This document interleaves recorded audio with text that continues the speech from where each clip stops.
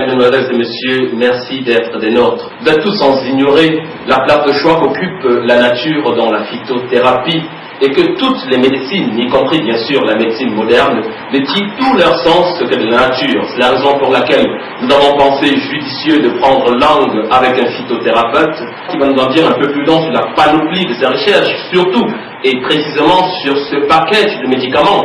Dit-il qu'il soit capable de venir à bout de cette maladie du siècle, autrement dit qu'il soit capable de guérir, de traiter à votre choix le VIH-Sida.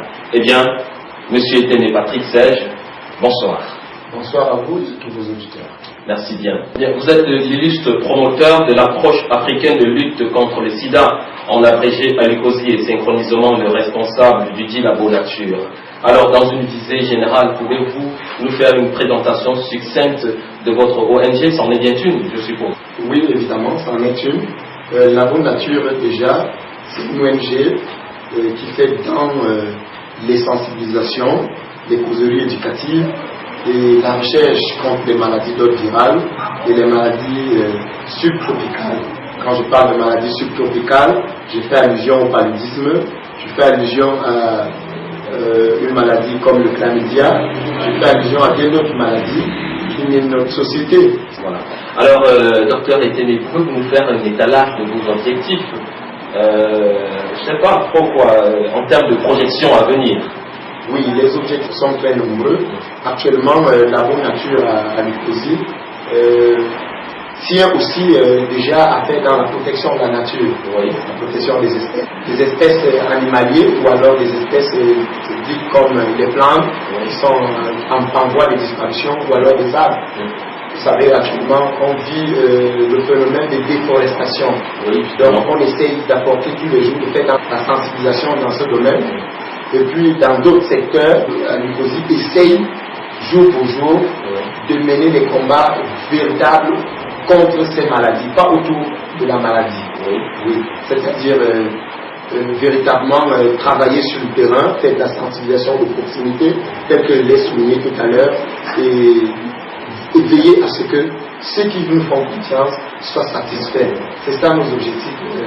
Nous ne faisons pas les ventes de médicaments, nous faisons des suivis. Et les suivis sont différents de la vente des produits. Ça veut dire qu'il faut veiller à ce que le malade tienne bien son protocole. Dans le suivi, il y a bel et bien une vente de médicaments. C'est vrai, actuellement, on ne parle pas encore de vente de médicaments. Oui. Ce que nous faisons, on demande juste des contributions. Bon, les autres, on peut de manière, je peux dire, sommaire, les brosser, c'est-à-dire initier des projets générateurs de revenus, accompagner les initiatives gouvernementales dans leur lutte contre la pauvreté, le chômage et bien d'autres choses. Justement, docteur, en parlant de suivi et de traitement, pouvez-vous nous dire comment vous êtes arrivé à mettre au point vos différentes thérapies? Oui, il faut bien le souligner que c'est une recherche fondamentale. C'est-à-dire, et puis nous nous sommes fixés des objectifs au sein de notre petit collège de chercheurs. Ces objectifs, c'était déjà de pouvoir mettre au point des molécules capables de détruire les maladies d'ordre viral.